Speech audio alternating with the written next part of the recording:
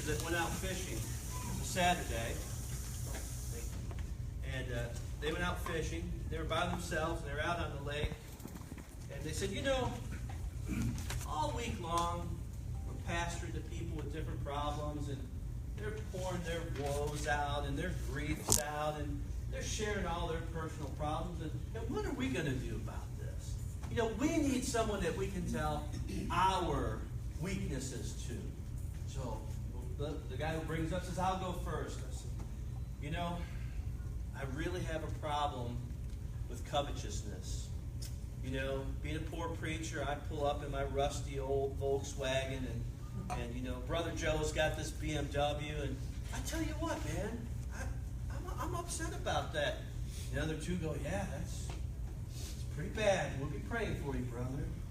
Well, what about you? The second one says, well, honestly, when my wife gives me my allowance for the week, I take some of that $20 and I put part of it in gas, and I take $2 of it and I get scratch-off tickets. I'm hoping someday to scratch off big, but I haven't yet. The other two said, yeah, gambling, that is bad. And the third guy's just sitting there not saying a word. And they're like, come on now. Come on. We shared our weaknesses with you.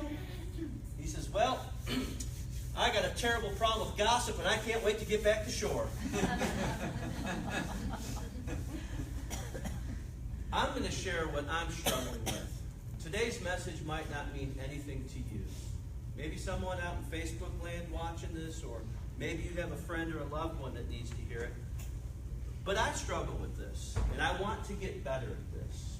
Now, I stumbled across a quote this week from Lou Holtz. I don't know him. I understand that he is some sort of coach. I honestly don't know if it's college. I don't know if it's professional. I don't know if it's basketball or baseball or football. I don't have a clue. But the quote I stumbled across said, never tell your problems to anyone. 20% of the people don't care, and the other 80% are glad that you have your problems. I think that's true. I think it's reversed, though. I think 80% of the people don't care. You tell them your problems, they really don't care. Now, several years ago, I read this statistic. I don't know if it still holds true or not, but I read this within the last 10 years. So within the last 10 years, this was true. The career/occupation with the highest rate of alcoholism was customer service. Number one, to this day, number one suicide rate are dentists.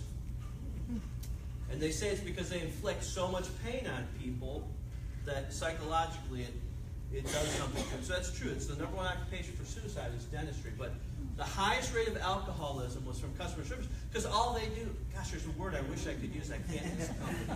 All they do is get people griping all day on the phone, right? Crystal, you ever get that at CVS? You ever slap someone? Let them have it, right? Science, the science of psychology shows that the more that we focus on our problems, the more negative we become, and our brain gets rewired. Your neurons get rewired, and pretty soon you see everything in a negative light. Now, I want you to unlearn something that you've always been told. Well, maybe not everyone in here. I'm imagining a majority of you have been told this multiple times in your life, and you probably believe this lie. And the lie goes something like this. What you have been told is, okay, I'm terrible at picking on people when I'm preaching. I shouldn't do that because I make you uncomfortable. Gosh, this is so hard for me not to do this. But let's just say that you've got, Bruce, you and I love you so much. I'm going to use you, Bruce, because I know that I love you and you love me. So let's say that Bruce, how many miles are on your Pilot? 176,000. Praise the Lord, that's pretty good, right? So let's say that black Pilot that I think all your kids learned to drive in because it's got some kind of air. Let's say today on the way home that at 181 plus 1 miles, the engine seizes up and the motor's blown, and it's a $5,000 repair. And let's just say you and I are having coffee at Starbucks this week, and you say, you won't believe what happened to my Pilot. The engine went out in it. I'm so upset. Now, the lie you've been told is, the instant response is, well, you know, there's some kid in China who's starving right now. Right? You've been told your whole life in our culture, if you have it bad, just think of how much better than you have it than the kids in Uganda with the distended bellies, or the, the poor kids at St. Luke's Hospital in Memphis or something, right? Haven't you been told that? Here's why it's a lie. Because for every person that you can think of who has it worse than you, help me out. You're a smart group. For every person that has it worse for you, you're going to think of someone who has it even better. So if I tell Bruce, gosh, your engine blew up, man, think about that poor kid in China who starved to death, and you're going to say, yeah, well, my neighbor just bought a new Rolls Royce or something, right? Comparison is a double-edged sword, and that's our biggest problem in a consumer-driven culture, not a Christian-driven culture, a consumer-driven. We're always comparing what we have to someone else. So when you have things bad, don't try to think of the person who has it worse than you, because sooner or later it's going to come around and you're going to think of the person who has it better than you, and that's just not going to help. So complaining and worrying and woes and all this, and looking at someone and say, it's not going to work. So the question is, does the Bible forbid us from complaining? Is it counter-biblical to complain? Now, I know it's probably been a while since you've read your Old Testament through. But one of the, if not the main motif, main key idea, the main theme of the Old Testament is the deliverance of the Israelites. Right? The nation of Israel starts super small. First of all, here's something that you probably don't realize. Not everybody in the Old Testament who is a person of God is a Hebrew. Right? Adam and Eve, they were not Jewish. All right? So, the Jewish nation, starts off very small. In fact, it's 70, depending on where you're reading the Bible, 72 people go into the land of, and they become a great multitude of people. In fact, they become so big, Pharaoh's afraid that they're going to what? They revolt. So let's kill all the boys, right? So you know the story. And so Moses is out, and he sees a bush, and the bush is what? Burning. And you probably think, ooh, wow, that's something special. It's not. That type of tree catches on fire from the heat all the time over there. To this day, those bushes with that sap catch on fire. Just like any farmers, former farmers in your life, what happens when you bale wet hay? Robbie, I bet you know. It'll catch on fire. You bale hay when it's wet, and it catches on fire. Is that not counterproductive? Or counterintuitive, I should say. Okay, so Moses sees the bush, and it's not going out. That's what catches his attention. And God says, basically, I've heard the cry of my people, and you're going to release them, right? And that sounds good. And Moses goes down there, and Pharaoh says, yeah, you and I, we're homies. I'll let him go, right? That's not what happens. Who is this God that you speak of? And it's a big back and forth, 10 plagues. You know the story. They finally get set loose. After 430 years of slavery, you'd think the people would rejoice, and what did they do? Grumbled and complained. And what was the punishment for grumbling and complaining? Now, I'm going to, for sake of time, so you all don't complain I'm long-winded, I'm going to summarize some of these passages and shorten them. So, Numbers chapter 14. Then all the congregation raised a loud cry. I love the one passage when they said, oh, the cucumbers and the leeks and the garlics that we had, and our pots were always full of meat, right? Okay, all the congregation raises a loud cry, and they wept that night. And the people of Israel grumbled against Moses and Aaron, or Aaron, if you're a modern-day person. The whole congregation said to them, would that we had died in the land of Egypt, or would that we had died in this wilderness. I should have just died when I was still a slave. Why is the Lord bringing us into this land to fall by the sword, right? Because the people are like giants, and we look like grasshoppers in their eyes over in the promised land. Our wives, our little ones will become a prey. Would it not have been better for us to just go back to Egypt? Let's go back. It's safe. It's secure. We know we'll have a place to live. We know we're going to have some meals. Pharaoh's going to take care of us, right? And they said to one another, hey, let's choose a leader. Forget Moses. Forget Aaron. Let's go back. Fast forward a little bit further in the passage. Then the Lord said, I have parted, because, Moses says, hey, God, forgive them for this. So the Lord says, okay, I've parted according to your word. Now, here's where it gets interesting. But truly as I live, and as all the earth shall be filled with the glory of the Lord, none of the men who have seen my glory and my signs that I did in Egypt and in the wilderness, and yet have put me to the test these 10 times, have not obeyed my voice, shall see the land that I swore to give them. He promised. God promised them the promised land. That's a redundant sentence, I guess. He promised it, right? But they're not going to get to see it. And none of those who despise me shall see it. They grumbled and they complained and they forfeited the promised land.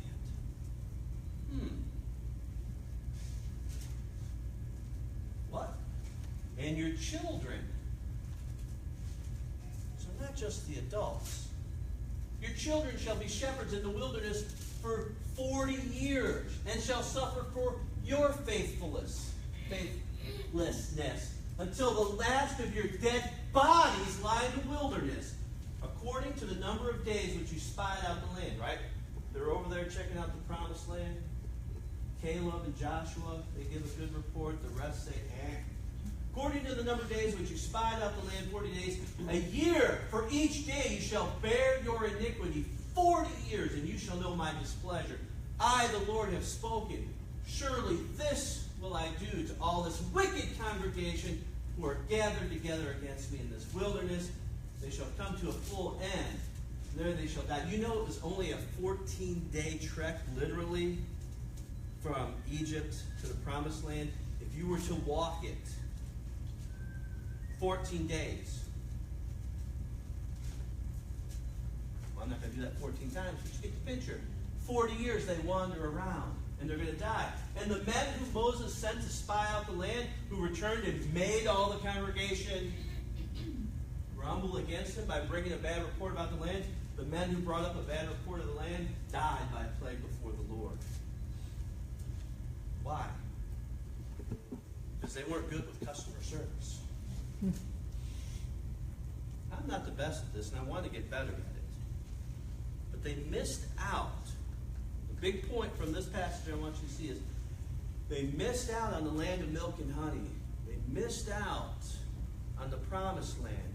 They missed out on the blessings because they grumbled and they complained consistently. There's more stories, right, about them complaining.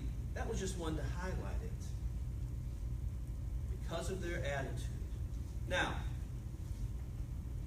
let's fast forward to the New Testament. Paul tells the church in Philippi, which, by the way, when Paul writes this, he is doing great. He's on a yacht, and he's sailing the Mediterranean eating hummus, right? Oh, wait, no, he's what? He's in prison, and he's shackled. You know, it's very common in their day and age. When they shackled you in prison, they shackled you to another person. Think how awkward that would be when you needed to go number 1 or number 2. Or if you're like me and you toss back and forth in your sleep, someone's going to get chain wrapped around their neck. Because I'm getting a full night's sleep. I'm just saying. I'm asking the question, does the Bible forbid Christians from complaining? Paul says very clearly, right? Do all things, what? And if you've had a teenager, I know you've quoted this passage to them. I know you have. I have. Do all things without grumbling or disputing, that you may be blameless and innocent, children of God, without blemish in the midst of a crooked... Oh man, is he in D.C. when he writes this? I thought... A crooked and twisted generation among whom you shine. as lights in the world. Do all things without grumbling. Is the Bible telling us to suck it up? Quit your complaining. No one wants to hear it. And the ones who do hear it are glad you have your problems. There are several types of complainers that are out there that you've met. I know that none of you will feel guilty of any of these categories that I will now list out, but you will think of someone in your mind. The first one, I like to categorize it as the passive-aggressive complainer. This is in my mind the person who, well, let's just be honest, they've never told you the problem they have with you. But boy, they're sure glad to tell everyone else the problem they have with you. I call it Southern sneaky. Up north, when you have a problem with someone, buddy, let me tell you, they know it and you know it like that. I mean, tempers flare. I've had fist fights with someone, and 5 minutes later we hug and we go our separate ways. Back in another time of my life. But if you had a problem with someone up north, you're rude, and you tell them. But down here, it's like, oh, bless your heart, Robbie. They're hugging you while they're stabbing you in the back. It's Southern sneaky. I don't know if you guys think that it's culturally wrong to voice your complaint or what, but it's passive-aggressive. So that's the one type that comes to my mind. They don't tell you, but boy, they are telling everyone else what you've done or what's wrong with you or whatever. Then the next one, and this one probably is me. I haven't psychoanalyzed myself. But the venters, they are just going to let it out. They're angry and they're going to lash out. Kellen, I don't know if you're nodding your head because you think I'm a venter or you think you're the venter. I'll leave that between you and God. But, it's just the outburst of anger. There's a problem, and man, it just gets loud. And you say words that you know are not polite to say. But then you're going to say them to everyone else too, though, right? Let's say, for example, thank the Lord this has not happened. With our new business, everyone has paid us. I've not gotten stiffed yet. But it's going to happen one day or another, right? Everyone in business eventually gets. Let's say I get stiffed one day.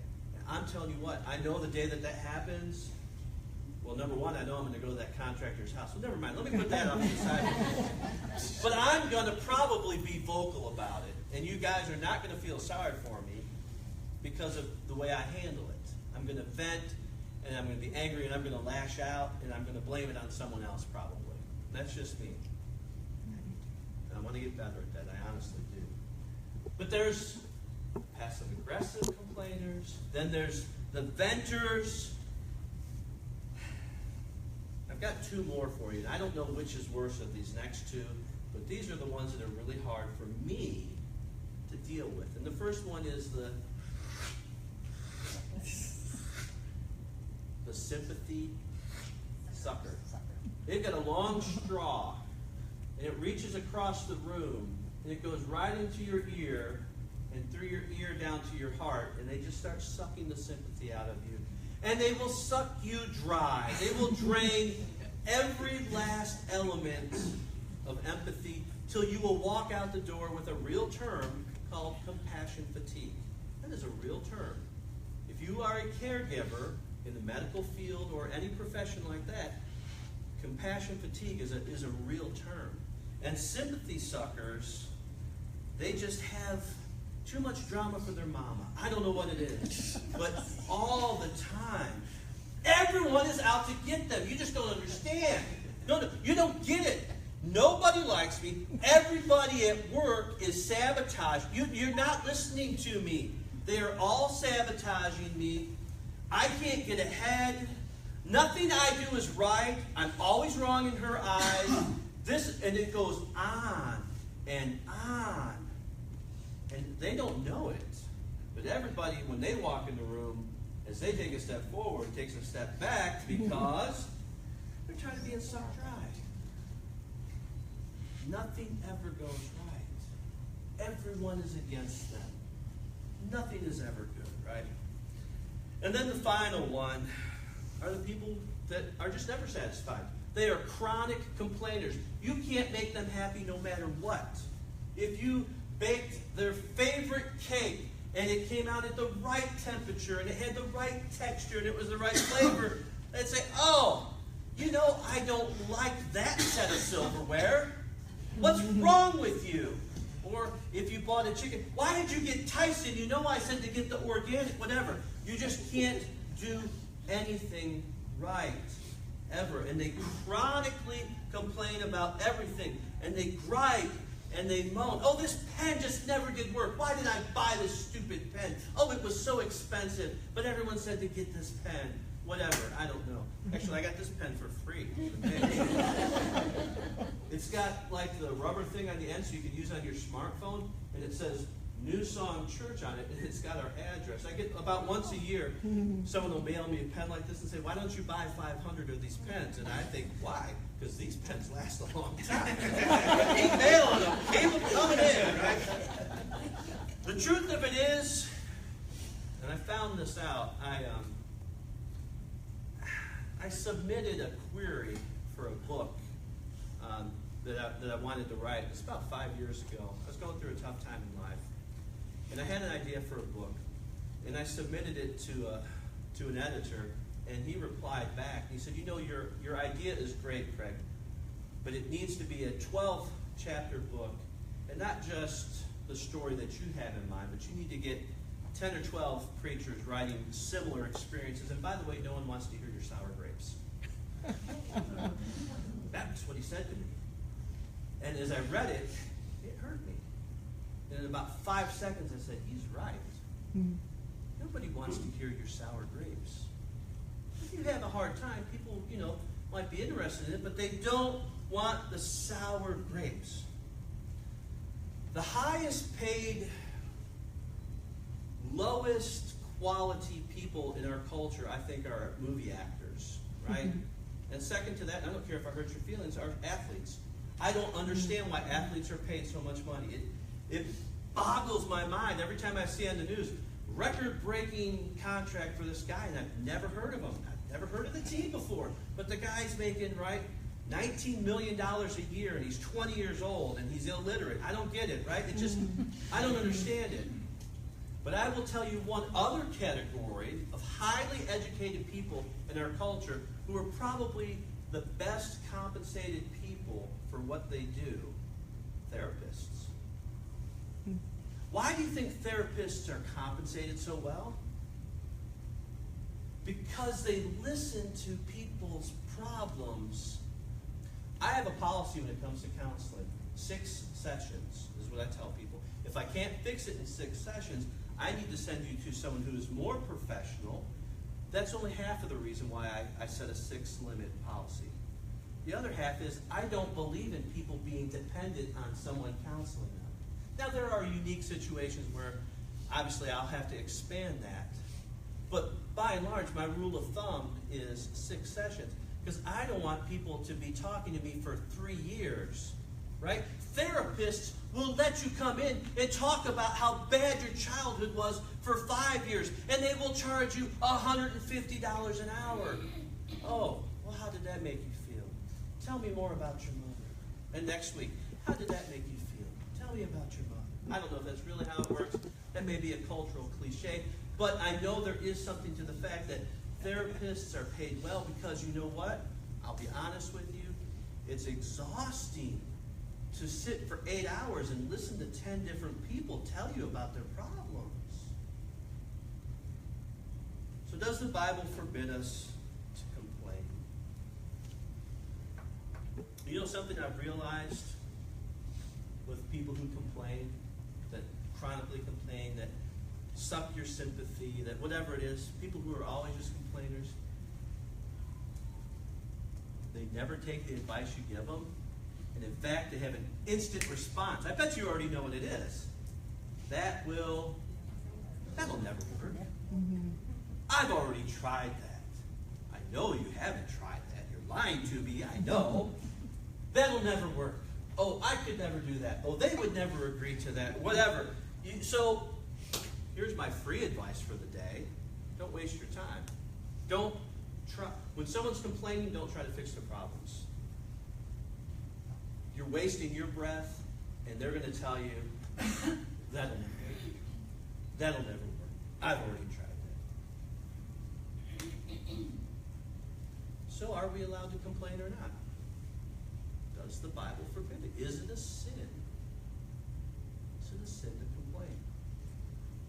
Are you going to go to hell because you complain so much?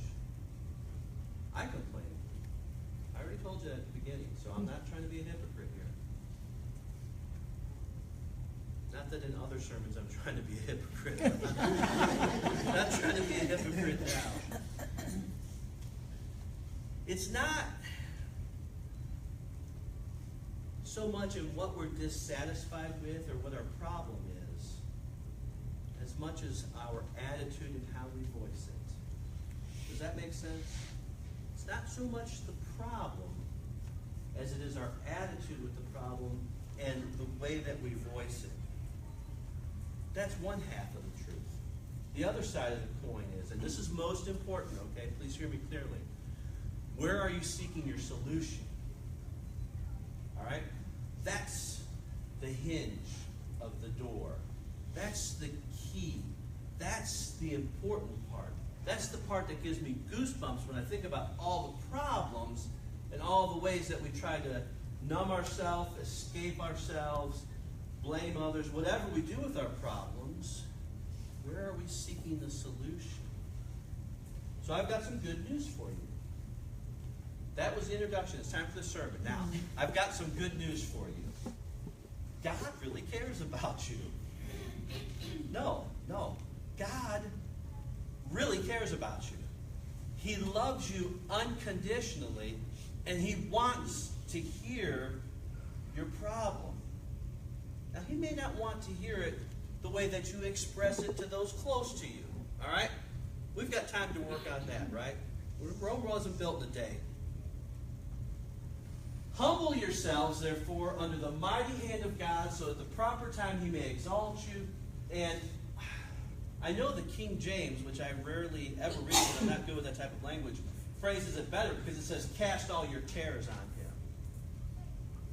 So, our modern day translation said, casting all your anxieties on Him. Why?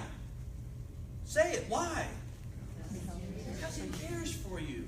He loves you. He wants to hear what's on your heart. By the way, He already knows what's on your heart. Can I give you 2 or 3 more passages that say something similar to that?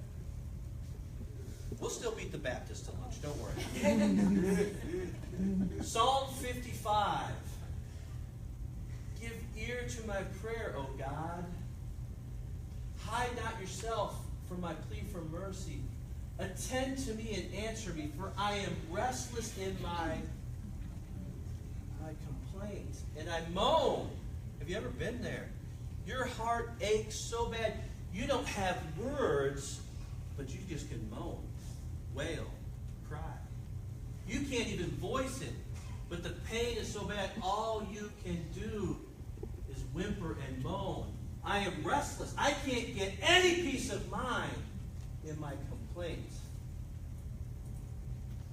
Later on in the chapter.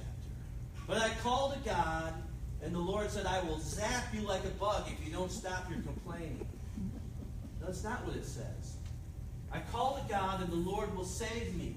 Evening and morning at noon. So every waking moment, from the time I get up till the time I go to bed, I utter my complaint and moan.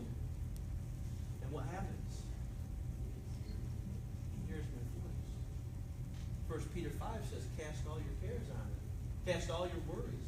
Cast all your anxieties, because He cares for you. Later on in the same chapter, I love this. This is really, truly good news. Because we do complain a lot. We don't do it well. And before we go, I think I have something that might help. Cast your burden on the Lord, and He will sustain you. He will never permit the righteous to be moved. Psalm 142, with my voice I cry out to the Lord. With my voice I plead for mercy to the Lord. I pour out my... Well, you guys complain a lot. All I've heard from you all day is complain. I pour out my complaint before Him. I tell my trouble before Him. I think that's the last passage I have. Yeah. Okay. To be spiritually healthy, I think we probably should be more grateful than we are complainers. Does that make sense? You know? Everyone likes people who are grateful. I think that gives us a better perspective. All right. I want you to do something for me. Take your order of worship service. This is my sermon notes, so I'm going to pretend this is my order of service. If there's not one in front of you, grab the one off the floor. I want everyone to take an order of worship service. Those kids are loud. I'm just kidding. It's a complaint. Take order of service and fold it in half. Okay? Now, we'll fold it so that the writing is on the inside, so that you have a blank page. I should have been clear on that. Okay? All right. Now, before I tell you what I want to propose for you, let me make just a quick clarification here, because I wasn't exactly clear on this, and I wasn't trying to mislead you, but there are legitimate complaints, and then there are times where we're just whining. Let me give you an example of one real legitimate, that I'm going to say is a real legitimate complaint. All right, I'm downstairs in my den, and I was working on a sermon. I was doing something spiritual and righteous. I don't know what I was doing. And I hear...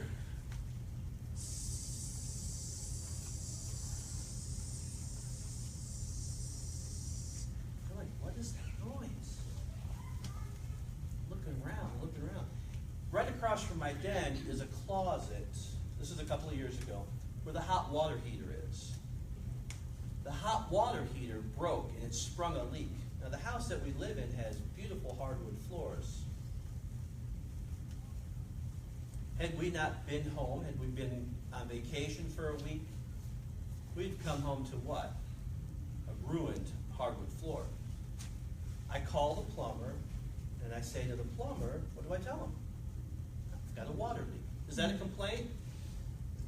It's a legitimate problem that I'm voicing, right? Now, if there's something that I don't particularly like about your character, or an opinion that you share that's different from mine, and I gripe at you, is that legitimate? It may be something authentic in my mind, but I'm not doing a very good job of this, but what I'm trying to say is there are legitimate things that you should be disappointed in, that you should be able to articulate clearly. I have a water leak. This is a problem. The car won't start. Whatever. And then there are I don't like this politician because of whatever. You know what I'm saying? There's just, okay, is that clear? Right. So here's what I want you to do with your order service. Now I want you to pick 2 days up this week, but they have to be consecutive days. So think in your mind. I want you to think Monday, Tuesday, or Tuesday, Wednesday, or Thursday, Friday, all right? It's your choice. Now I want you to write on one side the first of those 2 days. So if you were going to do Tuesday and Wednesday, just on the first side, write Tuesday, okay? And here's what I want you to do on your Tuesday of the week, or your Wednesday, however your sequence you want to do it. I want you to keep this order of service with you. Fold it, put it in your pocket, keep it in your handbook, tuck it in the book that you're reading, whatever, but keep it with you. And I want you to do this. I want you to put down a tally mark for every time you complain. Now, don't pull it out in front of other people because you're going to get embarrassed. But every hour or so through the day, periodically check. And I want you to put a tally mark down for everything you complained about. The person who cut you off in traffic. ungrateful nephew that you have who spilled grape juice in the back seat of your minivan and never cleaned up. I don't know what it is, right? Every time you complain on Tuesday or whatever day of the week it is, I want you to put down a tally mark. And that night, I want you to meditate over it. Now, you're not going to remember each of those complaints because you complain a lot. You're going to have a lot of tally marks on it. Crystal's like, amen, preacher. I can tell it. She wanted to say it. So I said it for her. She's like, I don't know if this order of service is big enough. So I want you to put down every time that you complain. And I want you to go home that night. And I want you to seriously meditate and say, was that really a big deal? Should that really have had me that upset? On the opposite side, your following day, your Wednesday, your Thursday, your whatever, I want you to tally down how many times you felt thankful through the day.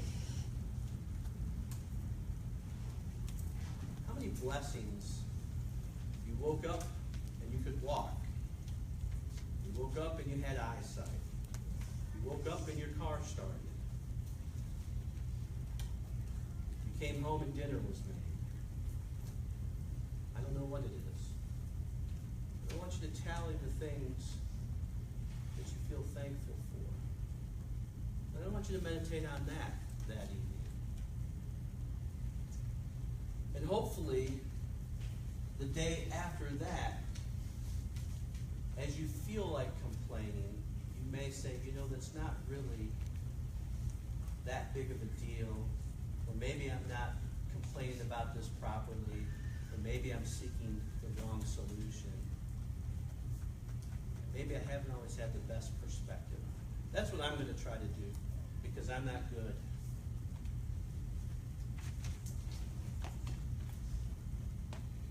I'm not good at always keeping my temper in check.